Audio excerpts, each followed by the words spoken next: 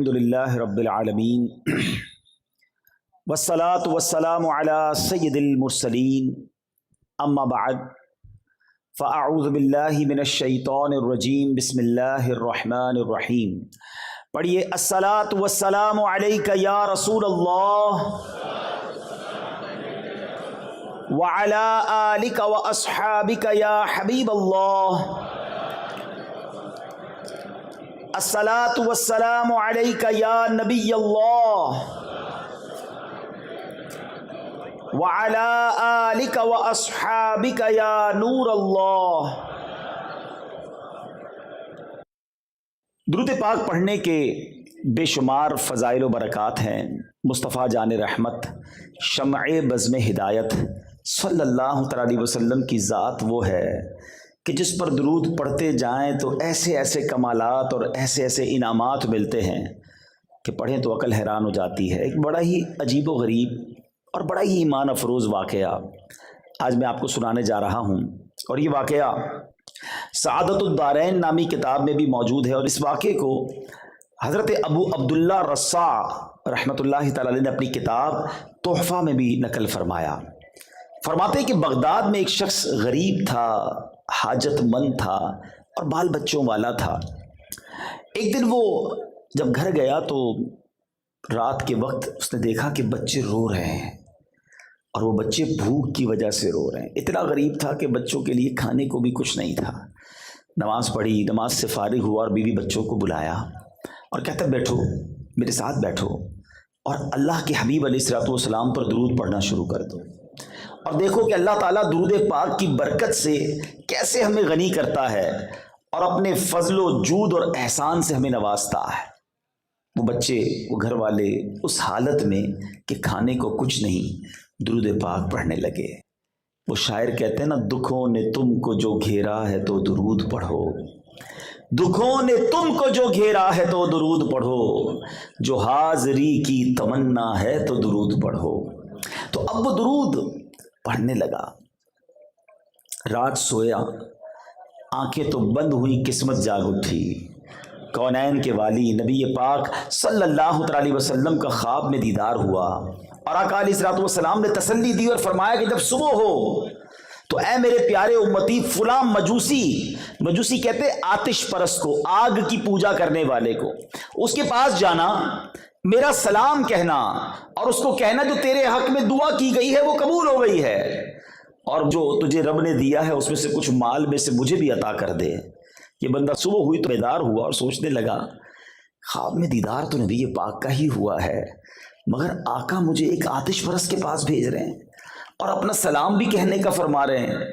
तज़ब्ज़ुब है, हेजिटेशन है। उसने ये हदीस भी सुनी हुई है कि रिवायतों का मजमून है कि नबी पाक फरमाते हैं कि जिसने मुझे ख्वाब में देखा उसने हक देखा, क्योंकि शैतान मेरी शक्ल में आ नहीं सकता। बहरहाल अगली रात हुई, प्यारे आका फिर ख्वाब में तशरीफ़ लाए।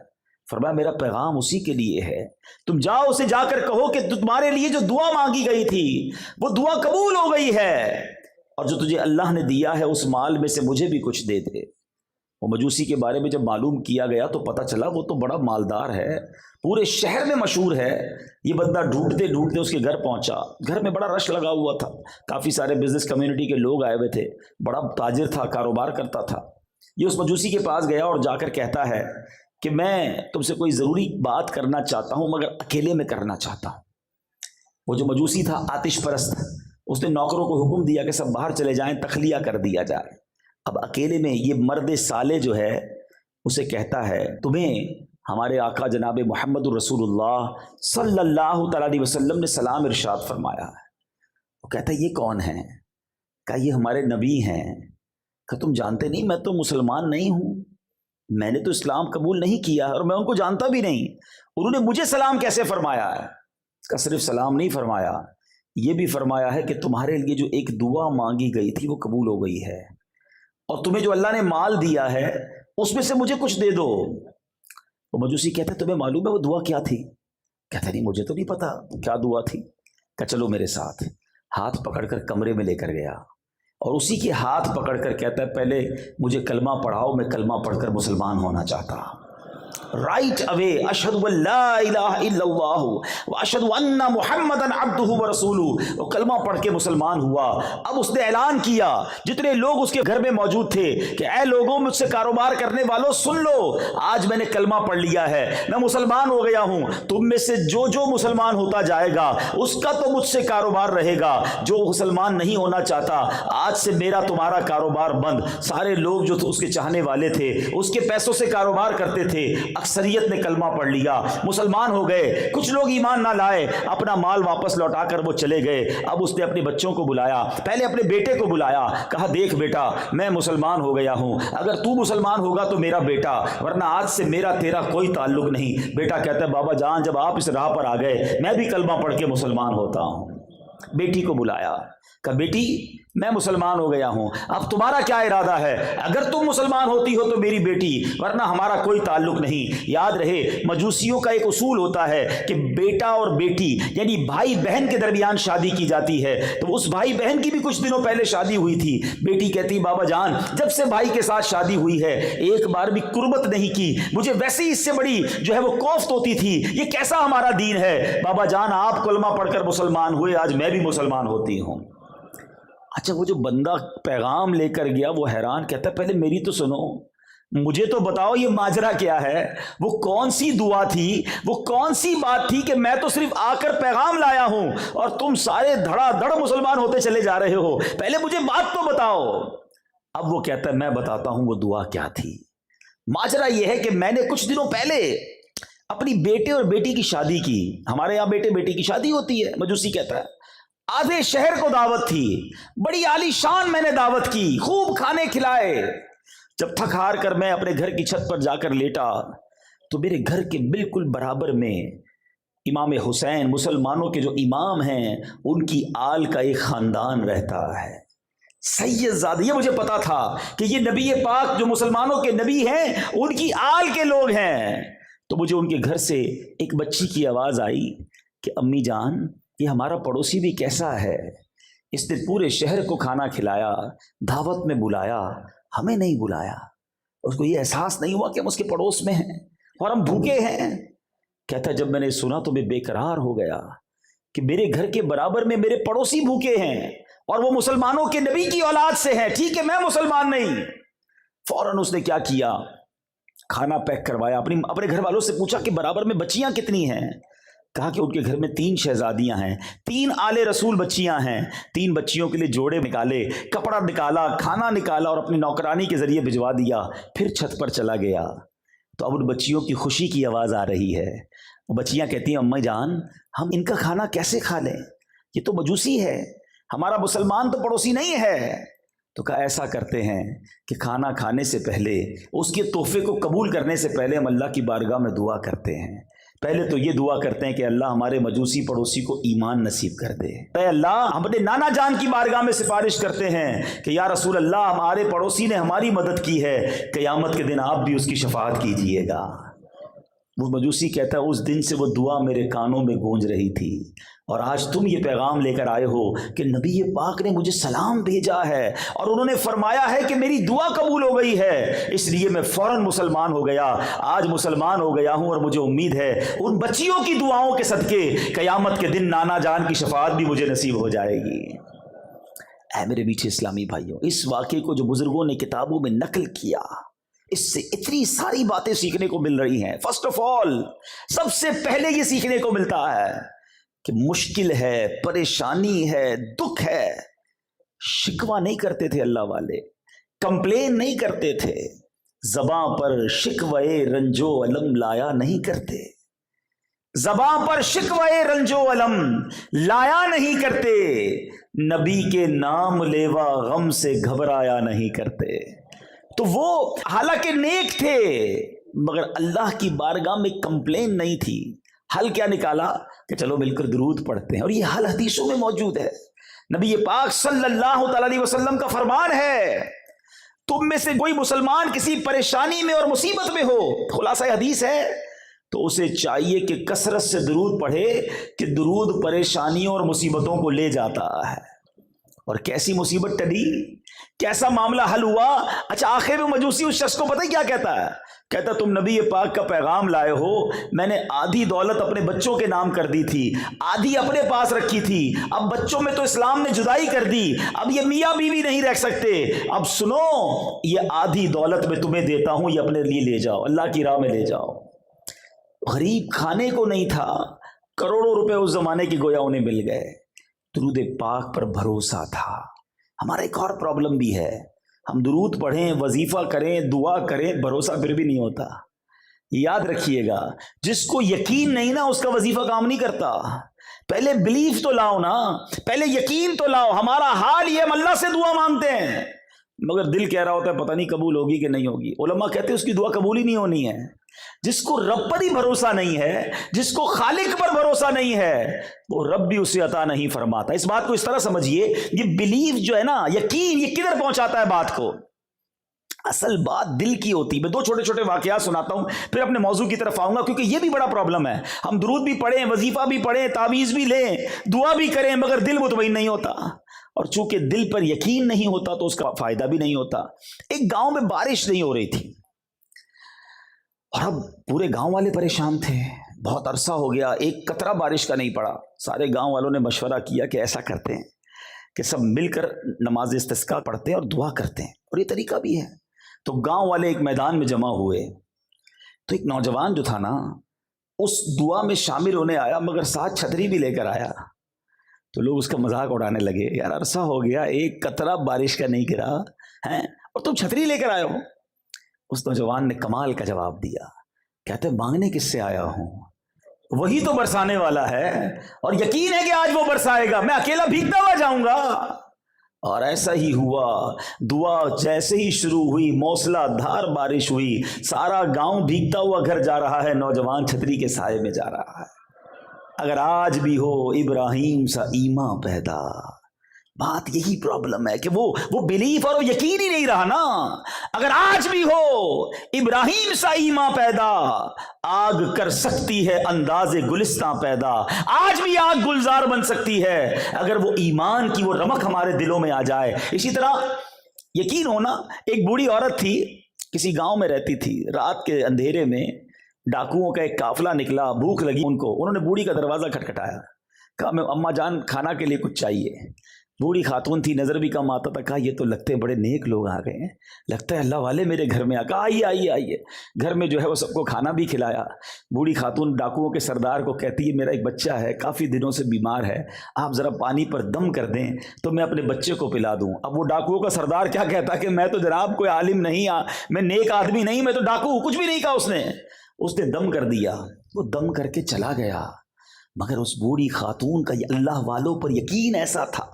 بیسیکلی جو تبرک کی ویلیو ہے نا، لوگ کہتے ہیں یہ تبرک اصلی ہے کہ نہیں ہے، ہمیں کیا پتا جناب یہ تبرک اصلی ہے کہ نہیں۔ ارے تبرک اصلی ہے کہ نہیں، اس جھوٹ بولنے والے پر اس کا وبال ہے۔ تم جس عقیدت سے اس تبرک کے ساتھ برکت لے رہے ہو، اللہ وہ تمہیں برکت عطا فرما دے گا۔ اور ایسا ہی ہوا، وہ جو ڈاکو کا دم کیا ہوا پانی تھا، اس بوڑھی خاتون نے اپنے بیمار بچے کو پلایا، اللہ نے اس کے اخلاص کی برکت سے بچے کو شفا عطا فرما دی۔ ایکچولی دیٹس بلیف ریکوائرڈ، یہ یقین چاہیے جب آپ دعا کرنے جائیں، جب آپ درود پڑھنے جائیں، آپ جب استغفار پڑھیں، جب آپ وظائف پڑھیں، تو اس یقین سے پڑھیں، پھر دیکھیں کیسے رحمت کے دروازے کھلتے ہیں۔ اب دوسری بات جو اس واقعے سے سیکھنے کو ملی، وہ بڑی اہم بات ہے، اور وہ ہے سید زادوں کا احترام، آل رسول کا ادب۔ اللہ اکبر۔ سید اعلیٰ حضرت کیا لکھتے ہیں؟ تیری نسل پاک میں ہے بچہ بچہ نور کا، آقا تیری نسل پاک میں ہے بچہ بچہ نور کا، تو ہے عین نور تیرا سب گھرانہ نور کا۔ نبی پاک کی آل کا ادب یہ ہر عاشق رسول پر ضروری ہے۔ سید صاحبان کا جتنا ادب کریں گے، اللہ اکبر، ایسے ایسے فضائل ہیں۔ میں آپ کو دو حدیثیں سناتا ہوں، ایمان تازہ ہو جائے گا۔ بعض اوقات ہمارے آس پاس آل رسول ہوتے ہیں، غرب و غربت کی وجہ سے ہمارے یہاں بعض اوقات جاب کر رہے ہوتے ہیں، لیکن انسان جو ہے انہیں وہ ادب نہیں کر رہا ہوتا، ان کی وہ رسپیکٹ نہیں کر رہا ہوتا۔ نہیں میرے میٹھے اسلامی بھائیوں، آل رسول کا ہمیشہ ادب ہمیں کرنا ہے۔ میں آپ کو حدیث پاک سناتا ہوں، اللہ کے حبیب علیہ الصلوۃ والسلام فرماتے ہیں، جو میرے اہل بیت میں سے کسی کے ساتھ اچھا سلوک کرے گا، میں روز قیامت اس کو اس کا بدلہ عطا فرماؤں گا۔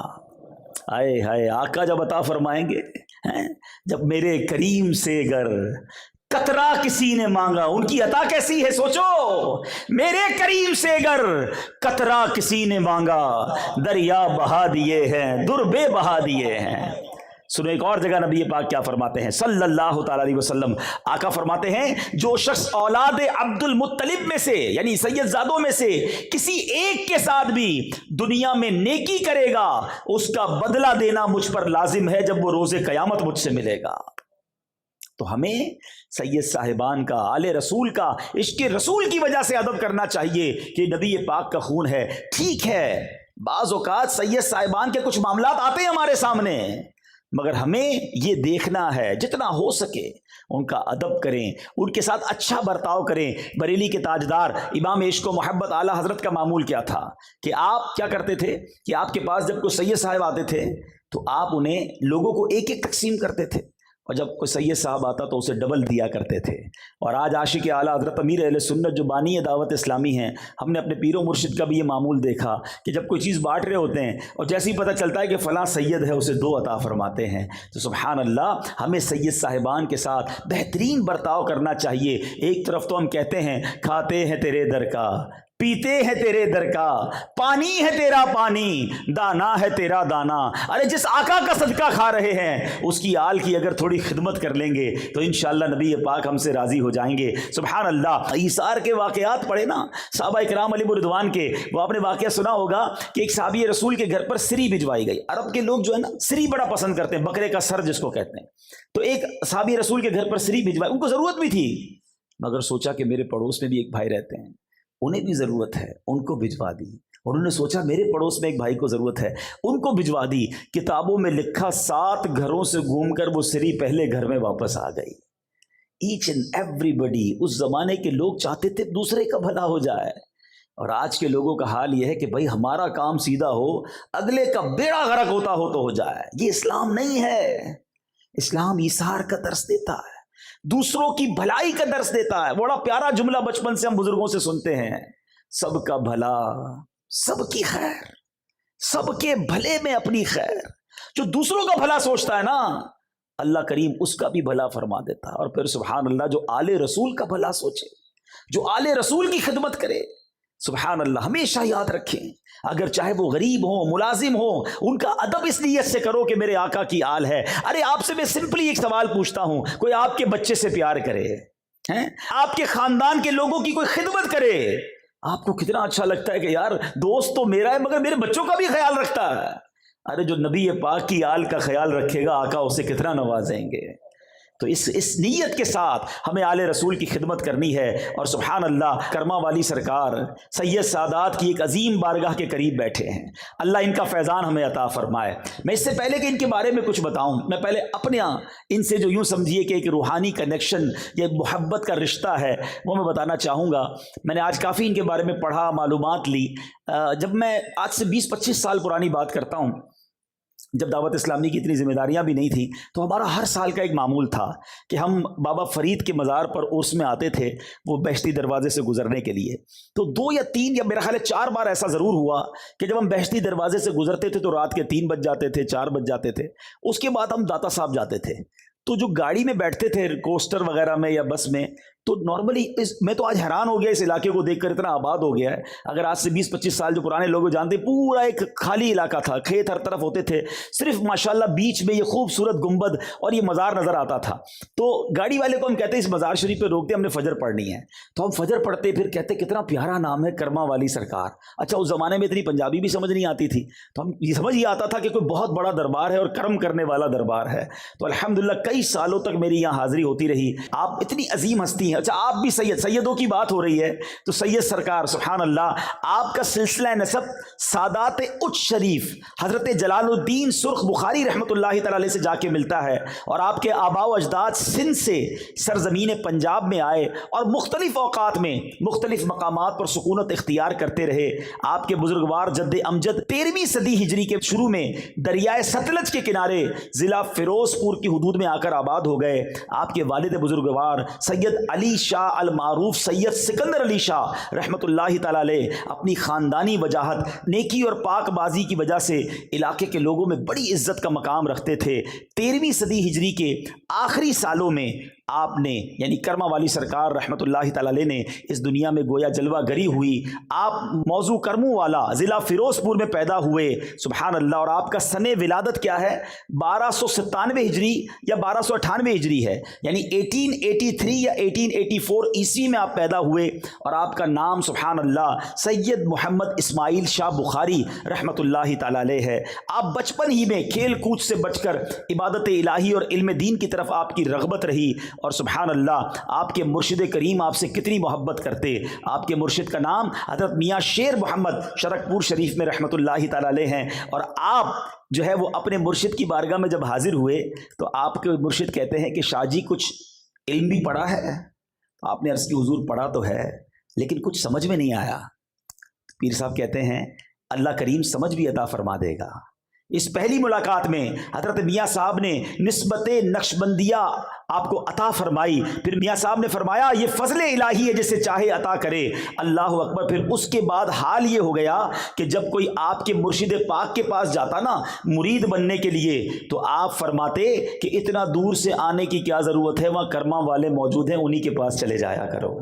یعنی پیر کا اپنے مرید پر اعتماد دیکھو، اللہ اکبر۔ اتنی عظیم ہستی آج یہاں ہم ان کے قدموں میں موجود ہیں، اللہ پاک ان کا ہمیں فیضان نصیب فرمائے۔ تو بہرحال اللہ والوں کی شان بھی نرالی ہوتی ہے۔ وہ شاعر کہتے ہیں نا، چاہیں تو اشاروں سے اپنے کایا ہی پلٹ دیں دنیا کی، چاہیں تو اشاروں سے اپنے کایا ہی پلٹ دیں دنیا کی، یہ شان ہے ان کے غلاموں کی، سرکار کا عالم کیا ہوگا۔ اللہ والوں کی شان۔ اور حضرت کرما والی سرکار کے بارے میں آتا ہے، ہم نے جو پڑھا سنا، آج سے واقعات دوپہر سے میں سن رہا ہوں ان کے بارے میں، سبحان اللہ، جتنا سنتے جا رہے ہیں اتنی محبت بڑھتی جا رہی ہے کہ آپ سنتوں کا بڑا درس دیا کرتے۔ آپ کے پاس کوئی آتا تھا اور مرید ہوتا تو آپ فرماتے عقل اور شکل دونوں سنتوں والی بنا لو، سبحان اللہ۔ دیکھیں یہ ہے اللہ والوں کا طریقہ کہ وہ فرماتے عقل بھی سنت والی ہو، شکل بھی سنت والی ہو۔ اللہ کرے کہ ہمارا چہرہ بھی، ہمارا سوچنا بھی، ہمارا چلنا پھرنا اٹھنا بیٹھنا سب نبی پاک کی سنت کے مطابق ہو جائے۔ تو بہرحال میرے میٹھے اسلامی بھائیوں، سید سادات کی خدمت کرنی ہے، اور ان تمام باتوں میں اصل بات پتہ کیا ہے؟ با ادب با نصیب، بے ادب بد نصیب۔ جو بے ادب ہوتا ہے نا وہ ہمیشہ برباد ہوتا ہے، اور حدیث پاک بھی ہے، اور یہ حدیث پاک ڈرنے کے لیے کافی ہے۔ نبی پاک علیہ الصلوۃ والسلام فرماتے ہیں، جس کا مضمون ہے جو اپنے چھوٹوں پر شفقت نہ کرے اور اپنے بڑوں کا ادب نہ کرے وہ ہم میں سے نہیں۔ اب جب نبی پاک جس کے بارے میں یہ فرما دے رہے وہ ہم میں سے نہیں، پھر بچا کیا؟ آقا کے سوا کون ہے ہمارا؟ تو یہ ادب کتنا ضروری ہے اسلام میں کہ ہمیں اپنے بچوں پر شفقت کرنی ہے اور اپنے بڑوں کا ادب کرنا ہے۔ اب یہاں ایک اور پرابلم پتہ کیا ہو جاتا ہے؟ نوجوان بیٹھے ہیں، جب جوانی میں پیسہ آ جائے، جوانی میں شہرت مل جائے تو بندہ اب اپنے بزرگوں کو اگنور کرنے لگ جاتا ہے۔ اس کو سفید داڑھی والے سفید بالوں والوں کا ادب سمجھ نہیں آتا، وہ کہتا ہے تو غریب آدمی میرا ملازم ہے۔ نہیں میرے میٹھے اسلامی بھائی، چاہے غریب ہے، چاہے آپ کا ملازم ہے، چاہے کسان ہی کیوں نہ ہو، چاہے ٹھیلا لگانے والا ہو، اگر اس کے سفید بال ہو گئے تو اس کو والد کی طرح سمجھو، ان کو ادب اسی طرح آپ نے دینا ہے، کیونکہ ادب کرو گے تو اللہ اور ترقی دے گا، اللہ تمہاری عزتوں میں اور اضافہ فرمائے گا۔ ہمیشہ یاد رکھیں جو اپنے بڑوں کا ادب کرتا ہے بعد میں اس کے بچے بھی اس کا ادب کرتے ہیں۔ یہاں میں آپ کو ایک فارمولہ بتاتا ہوں، جب آپ کسی والد کو دیکھیں نا کہ اس کے بچے اس کا ہاتھ چوم رہے ہیں، اس کا ادب کر رہے ہیں، آپ کبھی اس والد کو روک کے پوچھ لیجئے گا، لگتا ہے آپ نے بھی اپنے بڑوں کا بڑا ادب کیا، وہ آپ کو بتائے گا کہ ہاں میں بھی اپنے والدین کے ہاتھ چومتا تھا، میں بھی اپنے بزرگوں کا ادب کرتا تھا۔ یہ مکافات عمل ہے، جو اپنے بزرگوں کو تکلیف پہنچاتا ہے وہ اپنی زندگی میں اپنی اولاد کے اندر یہ دکھ دیکھتا ہے، تو جیسی کریں گے ویسی بھریں گے۔ سخی سلطان حق باؤ کیا کمال کی بات دیکھتے ہیں، فرماتے علم پڑھیا پر ادب نہ سکھیا، علم پڑھیا پر ادب نہ سکھیا، کی لینا علم نو پڑھ کے ہو تسبیح پھری پر دل نہ پھریا، تسبیح پھری پر دل نہ پھیریا کی لینا تسبیح نو پڑھ کے ہو. اللہ کرے کہ یہ دل اللہ کا ذکر کرے, دل یاد مصطفیٰ میں مستغرق ہو جائے. ہاتھ میں تسبیح ہے اور منہ پر جھوٹ ہو, ہاتھ میں تسبیح ہے اور لوگوں کو تکلیف پہنچا رہے ہیں, پھر کیا دل نے بدلاؤ کیا؟ ارے مزہ یہ ہے اللہ کا ذکر زبان بھی کرے اور اللہ کا ذکر دل بھی کرے. دل کی گہرائیوں سے رب کی محبت دل میں آ جائے تو انسان بنتا ہے. تو بہرحال میرے میٹھے اسلامی بھائیوں, ادب کا بہت بڑا تعلق ہے ہماری تعلیمات اور اسلام کی یوں سمجھیے کلچر کے اندر. آپ اگر ہسٹری آف اسلام دیکھیں, بلکہ اس یونیورس کی ہسٹری دیکھیں, تو جو شیطان تھا وہ راندہ درگاہ کیوں ہوا تھا؟ وہ اللہ کی بارگاہ سے اسے کیوں نکالا گیا تھا؟ اس نے بے ادبی ہی تو کی تھی نا. حضرت آدم علیہ السلام کی بارگاہ میں اسے سجدہ کرنے کا حکم دیا گیا, مگر اس مردود نے تکبر کیا, پراؤڈ کیا, اور کیا کہتا ہے؟ انا خیر من, اے اللہ میں اس سے بہتر ہوں. حالانکہ حکم الہی تھا, سارے فرشتے سجدے میں چلے گئے, مگر یہ بدبخت کہتا ہے میں اس سے بہتر ہوں. خلقتنی من نار وخلقتہ من طین, اے اللہ تو نے مجھے آگ سے بنایا ہے, اس کو مٹی سے بنایا ہے, حضرت آدم کو, میں کیسے اس کو سجدہ کروں؟ یہ وہ بے ادبی تھی, یہ وہ تکبر تھا, یہ اللہ کے حکم کو نہ ماننا تھا. شیطان پہلے سے ہی اللہ کا نافرمان نہیں تھا, بڑا عبادت گزار تھا, جنت کا خزانچی تھا, معلم الملکوت فرشتوں کا استاد تھا, مگر بے ادبی کی سب عبادتیں غارت کر دی گئیں, اس کو لعنتی قرار دے کر اللہ کے دربار سے نکال دیا گیا. اب اگر آج کوئی سوچے کہ ایک بے ادبی, ایک گستاخی, نبی کی گستاخی تھی نا, ہے اللہ کا حکم نہ ماننا, تکبر, یہ سب کچھ چھین سکتا ہے. شیطان نے تو ایک بار کہا نا انا خیر من, میں اس سے بہتر ہوں. اور آج جو لوگ روز یہ کہہ رہے ہیں, اچھا زبان سے نہیں کہہ رہے مگر ایٹیٹیوڈ سے کہہ رہے ہیں, انداز سے کہہ رہے ہیں. آپ نے وہ حدیث تو سنی ہوگی نا, بچپن سے ہم وہ حدیث سن رہے ہیں, کتنی مشہور حدیث ہے کہ جس کے دل میں رائی کے دانے کے برابر تکبر ہوگا جنت میں نہیں جائے گا. What is the meaning? رائی کا دانا اتنا سا, اتنا بھی تکبر ہوگا وہ جنت میں نہیں جائے گا. جس کا دل ہی پورا تکبر سے بھرا ہوا ہے اس کا کیا بنے گا؟ سوچئے. ہم کہتے نہیں ہیں مگر ہمارا انداز یہی ہے کہ میں بہتر ہوں, یہ تو غریب ہے, میں امیر ہوں, میں اتنا مشہور ہوں, اس کو کون جانتا ہے, میں اتنا اچھا بیان کرتا ہوں, اس کو تو کچھ آتا ہی نہیں کرنا. عبادت سے تکبر لوگ کر رہے ہوتے, میں 5 وقت کا نمازی, یہ تو ایک بھی نماز نہیں پڑھتا, میں تہجد گزار, یہ تو کچھ بھی نہیں کرتا ہے, حج کر کے تکبر کر رہے ہوتے, میں حاجی, یہ تو حج ہی نہیں کرتا. یاد رکھیے انا خیر من کی بہت ساری ایگزامپلز بن سکتی. میں اس سے بہتر ہوں, میں خوبصورت, یہ بدصورت, میں بڑے خاندان والا, یہ چھوٹے خاندان والا, میرے پاس اتنے نوکر چاکر, یہ خود میرا نوکر. یہ وہ چیزیں ہیں جب دل میں آ جاتی ہیں تو پھر ساری عبادتیں, ساری ریاضتیں برباد ہو جاتی ہیں. خدارا شیطان کے ان واروں کو سمجھو, یہ وہ بے ادبیاں ہیں, یہ وہ گستاخیاں ہیں, یہ وہ غلطیاں ہیں جو آج ہمارے معاشرے میں بڑھتی چلی جا رہی ہیں. اور انفارچونیٹلی, بدقسمتی سے کوئی اس کے بارے میں نہ پڑھنے کے لیے تیار ہے, نہ سیکھنے کے لیے تیار ہے. یہ سب سے خطرناک شیطان کے واروں میں سے ایک وار ہے جو تکبر دل میں پیدا کر دیتا ہے. شیطان کے وار پتہ ہے کیسے کیسے ہیں؟ جب یہ انسیڈنٹ ہوا نا, شیطان کو راندہ درگاہ کر دیا گیا, نکال دیا گیا, پھر شیطان کی اور اللہ تبارک و تعالیٰ کی بارگاہ میں گویا ایک مکالمہ ہوا. سنیے غور سے. اللہ تعالیٰ نے شیطان کو جب اپنی بارگاہ سے نکالا تو شیطان نے اللہ سے درخواست کی کہ یا الہی تو نے مجھے مردود کر ہی ڈالا ہے, تو اب مجھے اولاد آدم پر کنٹرول دے دے, قدرت دے دے, تاکہ میں انہیں گمراہ کر سکوں.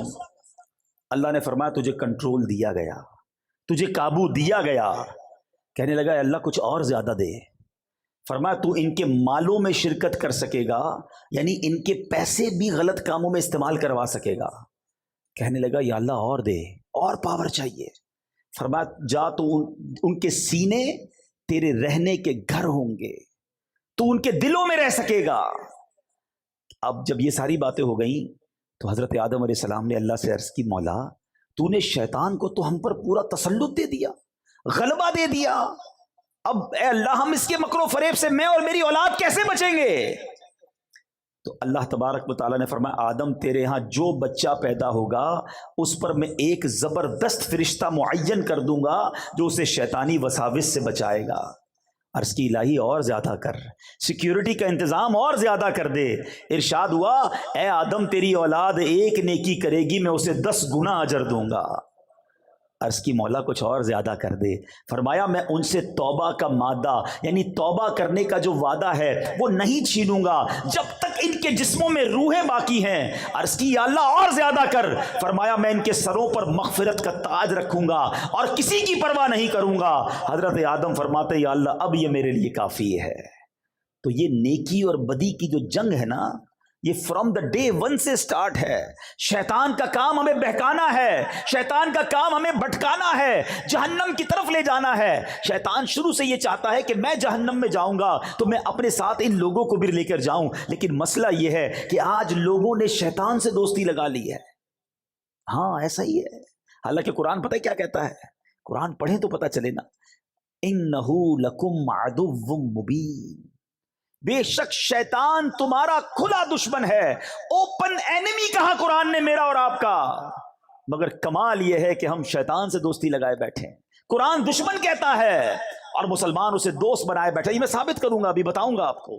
یہ بڑی عجیب بات ہے کہ مسلمان شیطان سے دوستی لگائے بیٹھا ہے۔ اللہ تبارک و تعالیٰ نے جب شیطان کو مردود کیا نا تو شیطان نے کہا الہی تو نے بنی آدم میں پیغمبروں کو بھیجا ہے، ان کو کتابیں دی ہیں، تو میرے پیغمبر اور میری کتابیں بھی ہونی چاہیے۔ ذرا سنیں شیطان کی باتیں ہیں، میرے پیغمبر اور میری کتابیں بھی ہونی چاہیے۔ تو خدا تعالیٰ نے فرمایا کہ کاہن اور نجومی جو ہے نا وہ تیرے پیغمبر ہوں گے۔ عرض کیا میری کتاب؟ فرمایا جھوٹے شیروں کی کتاب جو ہے وہ تمہاری کتاب ہوگی۔ یہ نجومیوں کے پاس جو لوگ جاتے ہیں نا، کاہنوں کے پاس، کوئی پتہ بتا دیں، کوئی نمبر بتا دیں، کوئی جناب کوئی پاسا بتا دیں، ہر بندہ عجیب و غریب لوگوں سے دوستیاں لگائے، پر فرمایا یہ تیرے پیغمبر ہوں گے۔ یہ تک بندیوں اور شعر جھوٹی شاعری کی کتابیں تیری کتابیں ہوں گی۔ اور شیطان کہتا ہے کہ میرے مؤذن کون ہوں گے؟ اللہ اکبر۔ عرض کیا میرے مؤذن؟ فرمایا راگ اور گانا تیرے مؤذن ہوں گے۔ عرض کرتا ہے میری مسجد کیا ہوگی؟ فرمایا فتنہ انگیز بازار تیری مسجدیں ہوں گی۔ عرض کیا میرا کھانا کیا ہوگا؟ فرمایا جس کھانے پر میرا نام نہ لیا گیا شیطان وہ تیرا کھانا ہوگا۔ اللہ اکبر۔ عرض کرتا ہے میرا پانی کیا ہوگا؟ فرمایا جو نشیلی چیزیں ہوں گی، اے شراب پینے والو، اے منشیات کی طرف جانے والو سنو، یہ شیطان کے مشروب ہے۔ اللہ اکبر۔ شیطان کہتا ہے میرا جال کیا ہوگا؟ فرمایا عورتیں تیرا جال ہوں گی۔ اے میرے میٹھے اسلامی بھائی، دشمن سے جب مقابلہ کرنا ہوتا ہے نا تو اس کے ہتھیار پتہ ہونے چاہیے، اس کے وار پتے ہونے چاہیے۔ ایئر فورس کا مقابلہ ایئر فورس کرتی ہے، نیوی کا مقابلہ نیوی کرتی ہے، آرمی کا مقابلہ آرمی کرتی ہے۔ جیسا میزائل اس کے مقابلے میں ویسا بناتے ہیں یا اس سے مضبوط بناتے ہیں۔ ہمارا حال یہ ہے کہ اللہ قرآن میں فرما رہا ہے اِنَّهُ لَكُمْ عَدُوٌّ مُبِينٌ، شیطان تمہارا کھلا دشمن ہے، نہ اس کے وار پتہ ہے نہ اس کے ہتھیار پتہ ہے۔ میں آپ سے پوچھتا ہوں، ہمارا سب سے پکا دوست جو ہوتا ہے اس کی ہم روز مانتے ہیں نا، ہر بات مانتے ہیں، کہتے ہیں یار حکم کرو یار، آپ کے لیے جان حاضر۔ پکے دوست کی نشانی یہ ہے، ٹھیک ہے، کہ جس کے لیے ہم کیا کہتے ہیں تمہیں منع نہیں کر سکتا یار، آپ کے لیے بس ہر چیز ہاں ہے۔ اب میں بتاتا ہوں کہ شیطان کی لوگ کتنی مانتے ہیں۔ سچی بات تو یہ شاید اپنے ماں باپ کی اتنی نہیں مانتے جتنی شیطان کی لوگ مان رہے ہیں، اور یہ بربادی ہے، یاد رکھنا۔ صبح ہوتی ہے، فجر کا وقت ہوتا ہے، مؤذن کہتا ہے حی علی الصلاۃ حی علی الفلاح، شیطان کہتا ہے سو جا، اگلے جمعے سے پڑھیں گے فجر، کروٹ بدل کر بلینکٹ اوڑھ لیا۔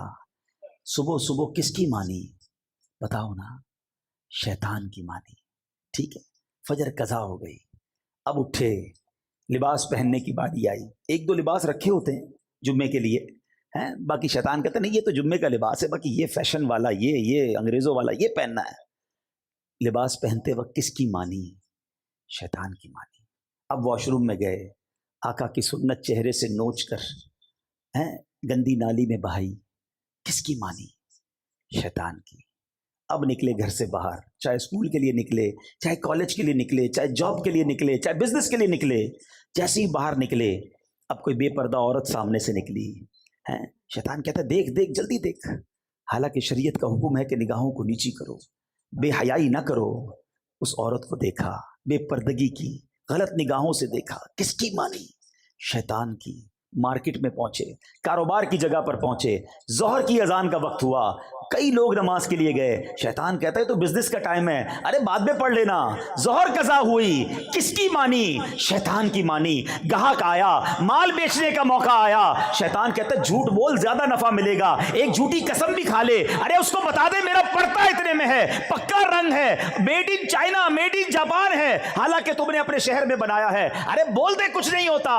کس کی مانی؟ شیطان کی مانی. عصر کی اذان ہوئی, نماز قضا ہوئی, کس کی مانی؟ شیطان کی. تمہاری مغرب قضا ہوئی, کس کی مانی؟ شیطان کی. عشاء قضا ہوئی, کس کی مانی؟ شیطان کی. رات گھر میں آئے, ہاتھ میں ریموٹ لیا, اب ٹی وی آن کیا, کہیں فلمیں دیکھی, کہیں ناچ دیکھا, کہیں گانے سنے, بتاؤ کس کی مانی؟ شیطان کی. ارے شریعت تو کہتی ہے اللہ رسول کا نام لے کے سونا ہے, مگر موبائل ہاتھ میں ہے, کمرے کی لائٹیں بجھی ہوئی ہیں, آنکھیں حرام دیکھ رہی ہیں, وہ مناظر دیکھ رہی ہیں جو اللہ اور اس کے رسول کو ناراض کرنے والے ہیں. بتاؤ کس کی مانی؟ شیطان کی. ایک دن میں صبح سے شام تک ہم نے کتنی باتیں شیطان کی مانی. اللہ کہتا ہے یہ تمہارا کھلا دشمن ہے, یہ دشمنی ہے, یا اپنے دل پر ہاتھ رکھ کے پوچھو, یہ دوستی لگائی ہوئی ہے. ارے مرد تو وہ ہوتا ہے, واقعی اللہ اور اس کے رسول کا بندہ وہ ہوتا ہے کہ جب مؤذن کہے حی علی الصلاۃ حی علی الفلاح, ٹھنڈی کی راتیں ہیں, وضو کے لیے پانی بھی گرم نہیں ہے, مگر بندہ بستر سے اٹھے کہے شیطان میں تیرا بندہ نہیں, میں رحمان کا بندہ ہوں, میں اللہ کا بندہ ہوں, اور جائے مسجد میں جا کر فجر پڑھے. جو صبح شیطان کو ہراتا ہے, جو دوپہر شیطان کو ہراتا ہے, جو عشاء میں شیطان کو ہراتا ہے, جو حرام روزی آتی ہے تو شیطان کو ہراتا ہے. یاد رکھنا میرے میٹھے اسلامی بھائیوں, ایک فائٹ ہونے والی ہے, ایک فائنل فائٹ ہونے والی ہے میری اور آپ کی شیطان سے, اور وہ ہوگی آخری لمحوں میں, جب زندگی کا آخری وقت ہوگا نا. روایتوں کا مضمون ہے شیطان بندے کے سامنے آتا ہے اس کے مرحوم رشتہ داروں کی شکل میں, کسی کی ماں کی شکل میں, کسی کے والد کی, کسی کی دادا نانی کی شکل میں, اور آ کر کہتا ہے بیٹا مرنے کے بعد پتا چلا اسلام صحیح مذہب نہیں ہے, تو عیسائی ہو جا, معاذ اللہ تو یہودی ہو جا, تو اسلام کو چھوڑ دے. جو روز شیطان کی مان رہا ہوگا, جو روز فائٹ میں ہار رہا ہے, بتاؤ وہ فائنل فائٹ میں کیسے جیتے گا؟ خدا نہ خواستہ اگر ادھر شیطان کی مان لی اور اس نے ایمان سنیچ کر لیا, ایمان چھین لیا, تو بنے گا کیا ہمارا؟ ساری نیکیاں اعمال تو بات کی بات ہے نا, حج عمرے زکوٰۃ نمازیں روزے یہ سب بعد میں, اگر ایمان سلامت لے کر نہ گئے تو کیا بنے گا؟ اور قربان اس شخص کی ہمت پر جو صبح و شام شیطان سے مقابلہ کر رہا ہے, جو روز نمازیں پڑھ رہا ہے, روز سنت پر عمل کر رہا ہے. شیطان بڑے وسوسے دلاتا ہے, وہ نہیں مانتا اس کی. انشاءاللہ وہ آخری وقت بھی شیطان کو کہے گا کہ میں تیری نہیں مانوں گا, اور لا الہ الا اللہ محمد الرسول اللہ کہہ کر دنیا سے چلا جائے گا. اب آپ نے طے کرنا ہے کہ زندگی شیطان کی دوستی میں گزارنی ہے یا اس مردود سے لڑنا ہے. یہ ویسے ہی نعرہ نہیں لگاتے ہمارے امیر اہل سنت, یہ دعوت اسلامی والوں کے جو نعرے ہوتے ہیں نا, اس کے پیچھے ایک پورا فینومینا ہوتا ہے, پوری ایک سمجھ لے کہ فلسفہ ہوتا ہے. کیا خوبصورت نعرہ ہے امیر اہل سنت کا کہ شیطان کے خلاف جنگ ایک بار نہیں لڑنی ہے, جاری رہے گی, کنٹینیو رہے گی ٹل دا اینڈ, اور یہ جنگ جیتنی ہے ہم نے. لیکن صرف نعرہ لگانے سے جنگ نہیں ہوتی نا. کبھی فوج کو دیکھا ہے کہ فلاں ملک کے خلاف جنگ جاری رہے گی اور اس کے بعد فوج رضائی اوڑھ کے سو جائے؟ فوج جاگتی ہے تو ہم سوتے ہیں. تو ہمیں بھی اگر واقعی اپنے ایمان کی حفاظت کرنی ہے, یہ بزرگوں کو ویسی فکر نہیں ہوتی تھی. سیدی غوث اعظم, اللہ اکبر, پیران پیر, پیر دستگیر, ولیوں کے سردار. آپ کہتے ہیں ایک بار عید کا دن تھا, فرماتے لوگ کہہ رہے ہیں آج عید کا دن ہے, عید کا دن ہے. عبد القادر کے لیے عید کا دن وہ ہوگا جب اپنا ایمان سلامت لے کر دنیا سے جائے گا. پیران پیر یہ کہہ رہے ہیں, اور ہم گناہ گاروں کو فکر ہی نہیں ہے. کبھی لوگ ملتے نا, کہتے حضور کاروبار میں برکت کی دعا کر دیں, بچے کے لیے دعا کر دیں, فلاں کام ہو جائے. بہت ہی کم ایسا ملتا ہے کہ کوئی کہے کہ ایمان کی حفاظت کی دعا کر دیں. کسی کو ٹینشن ہی نہیں ہے. سوچئے یہ سب سے قیمتی چیزیں میرے اور آپ کے پاس. اور میں آپ کو صحیح بتاؤں, نبی پاک علیہ الصلوۃ والسلام کی دعائیں پڑھیں نا, ان میں بڑی مشہور دعا ہے, یا مقلب القلوب ثبت قلبی علی دینک, اے دلوں کو پھیرنے والے مجھے اپنے دین پر ثابت قدمی عطا فرما. اللہ کے نبی دعا کر رہے ہیں. یہ ہماری تعلیم کے لیے نا. تو اے کاش ہمیں ایمان کی حفاظت کے فکر نصیب ہو جائے، خدا را شیطان کے واروں سے بچیں۔ ہمیں ایسا ماحول اپنانا ہوگا، اتنا مردود ہے کہ پہلے تو چاہتا ہے یہ بندہ گناہ کرے، اب دیکھتا ہے نا نیک آدمی ہے، شراب تو نہیں پیے گا، جوا تو نہیں کھیلے گا، بدکاری بھی نہیں کرے گا، اب اس کو کیسے بہکائے۔ سنو شیطان کے وار سمجھو، جب یہ دیکھتا ہے نا کہ اس سے کوئی بڑا گناہ نہیں کرا سکتا تو پھر وہ اس کی نیکیاں کم کروانا شروع کرتا ہے کہ چلو سنتیں چھڑوا دو، نفل تو چھڑواؤ نا، درود تو چھڑوا دو، تلاوت تو چھڑواؤ، کیونکہ یہ جو سنتیں نوافل ہوتے ہیں نا یہ حصار ہے، ہمیشہ یاد رکھنا، پہلے نفل چھوٹتے ہیں، پھر سنتیں چھوٹتی ہیں، پھر واجبات چھوٹتے ہیں، پھر فرض چھوٹتا ہے۔ جو نفل کا پابند ہوگا نا اس کا فرض پکا ہو گیا، یہ ہمیشہ یاد رکھو۔ لوگ آج کل باتیں پھیلا رہے ہیں، یار سنت ہی تو تھی، کیا ہوا چھوڑ دیا کوئی؟ ارے بھائی سنت میرے فرض کا حصار تھا، اور سنت پر غلام عمل نہیں کرے گا تو کون عمل کرے گا بھائی؟ آقا کا امتی عمل نہیں کرے گا؟ آقا فرماتے فمن رغب عن سنتی فلیس منی، جو میری سنت پر عمل نہ کرے وہ ہم میں سے نہیں۔ اور ادھر لوگ مذاق اڑا رہے ہیں کہ سنت یہ چھوڑ دو، نہیں جناب، سنت کیسے چھوڑ دوں؟ ہمیں سنت کو تھامنا ہے۔ نبی پاک کا وہ فرمان ہی کافی ہے کہ جس نے میری سنت سے محبت کی اس نے مجھ سے محبت کی، اور جس نے مجھ سے محبت کی وہ میرے ساتھ جنت میں جائے گا۔ جنت میں جانا ہے نا نبی پاک کے ساتھ، تو سنت کا راستہ ہی جنت کا راستہ ہے، تو سنت پر عمل کیجیے۔ اللہ سلامت رکھے دعوت اسلامی کے مدنی ماحول کو، جو پکڑ کر ہمیں سنتوں پر عمل کراتے ہیں۔ شیطان کیسے نیکیاں کم کرواتا ہے، کتنا مردود ہے، اس کے وار سمجھو۔ حضرت امیر معاویہ رضی اللہ تعالیٰ عنہ، صحابی رسول، کاتب وحی، کیا کمال کا مرتبہ ہے، اور کتنا خوف خدا تھا آپ کا۔ ایک بار آپ سوئے ہوئے، فجر کا وقت ہوا، آواز آئی اٹھ جائیے نماز پڑھ لیجیے۔ آپ بیدار ہوئے، دائیں دیکھا بائیں دیکھا، کوئی جگانے والا نظر نہیں آیا۔ کہ کون ہے جس نے مجھے جگایا؟ کہ حضور شیطان۔ کہ شیطان نے کب سے نماز کے لیے جگانا شروع کر دیا؟ کہ حضور مسئلہ یہ ہے کہ تھوڑے دنوں پہلے بھی آپ تھوڑا لیٹ اٹھے تھے، آپ کی فجر کی جماعت چلی گئی، آپ نے رونا شروع کیا، گریہ وزاری کی۔ میں نے فرشتوں کو گفتگو کرتے سنا کہ امیر معاویہ رضی اللہ تعالیٰ عنہ کی گریہ وزاری سن کر، ان کی گریہ وزاری اور جماعت قضا ہونے کے درد کی وجہ سے اللہ کریم نے ان کو 70 جماعتوں کا ثواب عطا فرما دیا۔ میں نے سوچا آج ٹائم پہ اٹھا دوں، آپ ایک ہی پڑھ لیں، اگر آپ کی وہ چلی گئی تو پھر آپ نے رونا ہے اور آپ کو 70 کا ثواب مل جانا ہے۔ اس واقعے سے سیکھنے کو کیا ملا؟ کہ یہ مردود چاہتا یہ ہے کہ ہماری نیکیاں برباد ہو۔ ایسے وار ہیں اس بدبخت کے، اور ہم سمجھتے ہی نہیں ہیں، اس کی باتوں میں آ جاتے ہیں۔ اب اتنے سارے کاروباری لوگ بیٹھے ہیں، صدقہ کرتے ہیں، بہت اچھی بات۔ شیطان کیسے برداشت کرے گا کہ آپ صدقہ دیں اور جنت میں چلے جائیں؟ اب وہ صدقہ ہو گیا نا، اب وہ چاہتے ہیں اس کو برباد کروا دوں، پیسے بھی گئے اور اعمال بھی چلے جائیں۔ وہ کیسے ہوگا؟ اب شیطان ریاکاری لے کر آئے گا، دکھلاوے کی بیماری لائے گا۔ پہلے تو کہتے تھے نا نیکی کر دریا میں ڈال، اب تو نیکی کر فیس بک پہ ڈال۔ ہاں ادھر پہلے تو بچپن میں وہ دیکھتے تھے سلائی مشین، کچھ لوگ مل کے کسی غریب کو دے رہے ہوتے تھے، اخبار میں تصویر کسی کی چھپتی تھی۔ اب تو ہر بندے کے پاس اپنا اخبار ہے، اب تو جو کرنا ہے اس نے ڈال دینا ہے۔ پچھلے دنوں کرونا وائرس کے زمانے میں بڑا مذاق بنا تھا کہ 5 6 لوگ ایک تھیلا اناج کا لے کر کسی غریب کو دے رہے ہوتے تھے اور اس کی سیلفی بنا کر اس کی غربت کا جنازہ نکالتے تھے۔ قرآن کیا کہتا ہے؟ یا ایھا الذین آمنوا لا تبطلوا صدقاتکم بالمن والاذی، اے ایمان والو اپنے صدقے ضائع نہ کرو، باطل نہ کرو، احسان جتا کر اور تکلیف پہنچا کر۔ اب صدقہ بھی دے رہے ہیں اور احسان بھی جتا رہے ہیں۔ یاد ہے نا میں نے قرضہ دیا تھا، بھول تو نہیں گیا؟ ہاں نوکری کرتا تھا، میری وجہ سے کاروبار پہ چڑھا ہے، تیری بہن کی شادی میں نے کرائی تھی، موٹر سائیکل تجھے دلائی کس نے، یاد ہے کہ نہیں؟ استغفر اللہ، اس لیے پیسے دیے تھے کہ اب جتانا ہے، اب بتانا ہے۔ یہ برباد ہو گیا آپ کا صدقہ، اللہ سے اجر مانگو نا۔ اور یہ احسان جتانے والا سوچے، خدا کی قسم سوچے، اس میں میرا اور آپ کا کیا کمال ہے کہ اگر ہم اللہ کی راہ میں خرچ کر رہے ہیں۔ کس نے دیا مال؟ بتاؤ نا، بتائیے کس نے مال دیا ہے؟ اللہ نے دیا ہے۔ میں بھی تو غریب ہو سکتا تھا، میرے بچے بھی تو بھوکے ہو سکتے تھے۔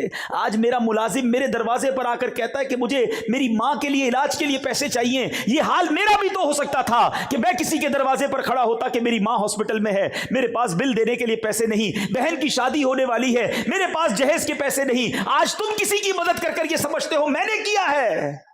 خدا کی قسم یہ اللہ کی عطا ہے۔ ہم میں کوئی عقل ہوشیاری نہیں ہے، ہمارا کوئی کمال نہیں ہے، ہم سے زیادہ عقل مند، ہم سے زیادہ دیندار وہ غریب ہیں اور اللہ نے ہمیں بہت نوازا ہے۔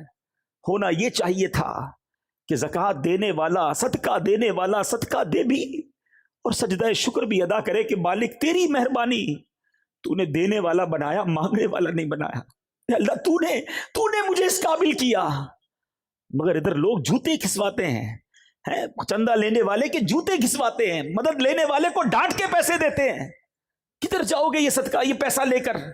یہ وہ شیطان کے وار ہے جو سمجھو، جو نیکی کیسے برباد کرواتا ہے۔ ارے ہمارے اسلاف کیسے اپنی نیکیوں کو سیکیور کرتے تھے۔ حضرت عائشہ صدیقہ اور حضرت ام سلمہ رضی اللہ تعالی عنہا امہات المومنین ہیں۔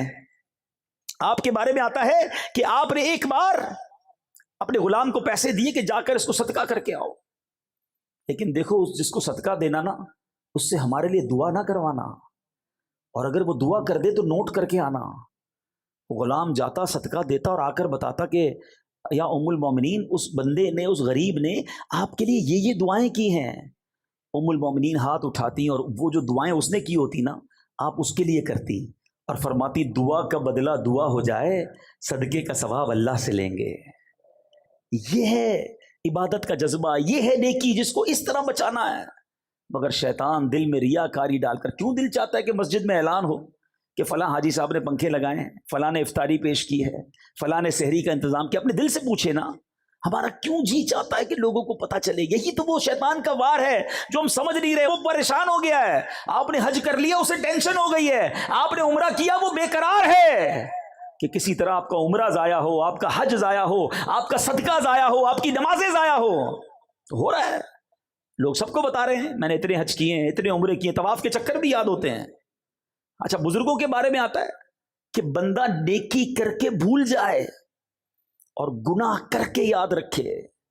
ہمارا ماجرا یہ ہے کہ ہم گناہ کر کے بھول بیٹھے اور نیکیاں ساری یاد رکھی ہیں۔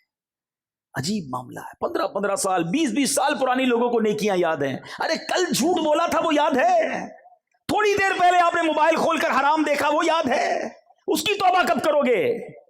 وہ سب بھول بیٹھے اور 10 15 5 سال پرانی نیکیاں لوگوں کو بتاتے پھرتے، میں نے یہ کیا، میں نے یہ کیا۔ برباد ہو رہی ہے نیکیاں بچاؤ۔